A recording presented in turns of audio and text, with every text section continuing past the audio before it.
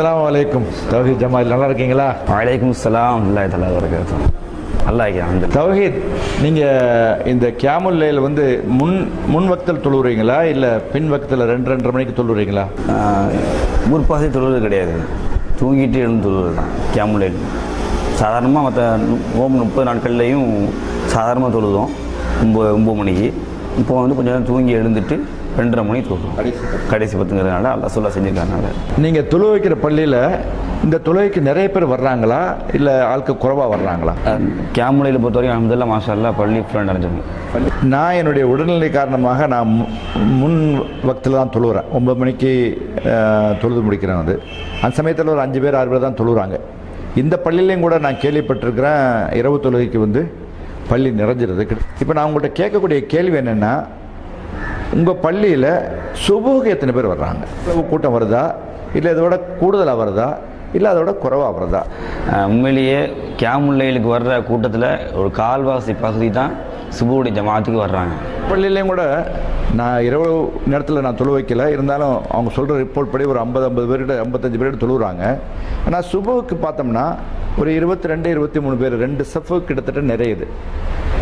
இதே கொஞ்சம் எனக்கு அவ்வளோ இது பிள்ளைங்க மத்தியில் மக்கள் மத்தியில் இதை நம்ம வந்து இதனுடைய தன்மையை விரிக்க வேண்டிய கட்டாயம் இருக்குது.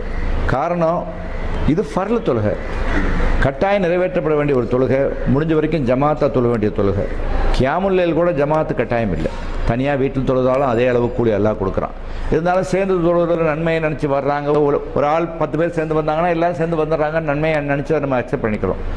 ஆனால் நம்ம இதை வந்து மக்கள் மத்தியில் சொல்ல வேண்டிய அவசியம் இருக்குது. இந்த தொழுகையை விட முக்கியமானது ஃபஜருடைய தொழுகை. இதை நீங்கள் செய்ய அவ்வளோ அக்கறையோடு வர்றவங்க அதை விட ஃபஜருக்கு இன்னும் அக்கறையோடு வரணும். அது மாத்திரம் இல்லாமல் ஏதோ நோன்புக்குன்னு சொல்லிட்டு பிரத்யேகமாக அமல்களை ஏற்படுத்தி கொண்டு அதனால் நன்மை இருக்குதுன்னு நினச்சி செய்யக்கூடிய மக்களையும் பார்க்குறோம். ஆனால் அப்படிலாம் அசுலாக கட்டுத்தர நமக்கு நன்மைகள் அதிகமாக செய்யணும். குர்ஆன் ஓதுறது, தஸ்பீஹ் செய்கிறது, இந்த மாதிரி விஷயங்கள் அதிகமாக ஈடுபடணுங்கிறது அசுல்லாவுடைய ஒரு நோக்கம். ஆனால் இன்றைக்கி அது மாறி போச்சு. அங்கே இபாதத் அடிபட்டு பேசுது, அது ஒரு காரணம். அப்போ கியாமுல் லைலுக்கு வர்றவங்க இதுலேயும் கவனம் செலுத்தணும். இன்னொரு விஷயம், அப்படியே கியாமுல் லைலுக்கு அதை தாண்டி நல்ல எண்ணத்தோடு வந்துட்டாங்கன்னு சொன்னால் ஃபஜர் தொழுகைக்கு நீங்கள் சொல்கிற மாதிரி வர்றதில்லை. உண்மையிலேயே அதை கண்டிக்கத்தக்க ஒரு விஷயம். அதெல்லாம் அப்படிலாம் இருக்குமானால் கண்டிப்பாக அதை வந்து நம்ம தவிர்த்தே ஆகணும். அதில் எந்த விதமான ஒரு காம்ப்ரமைஸும் நமக்கு கிடையாது.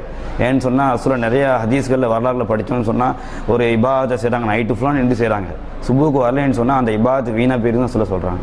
அப்போ அப்படி இருக்கும்போது அதில் எந்த போஜனும் நமக்கு கிடையாது. அதனால் நீங்கள் சொல்கிற மாதிரி இன்ஷா அல்லாஹ் கண்டிப்பாக மக்களாகிய நாம் ஃபஜ்ருடைய தொழுகையை விட்டுட்டு ஒரு தொழுகையை தொழுவோமே ஆனால், சுன்னத்தான தொழுகை, நஃபிலான வழக்கங்கள் எதுவாக இருந்தாலும் சரி, அல்லாஹுக்கு அதில் எந்த விதமான தேவையும் கிடையாது.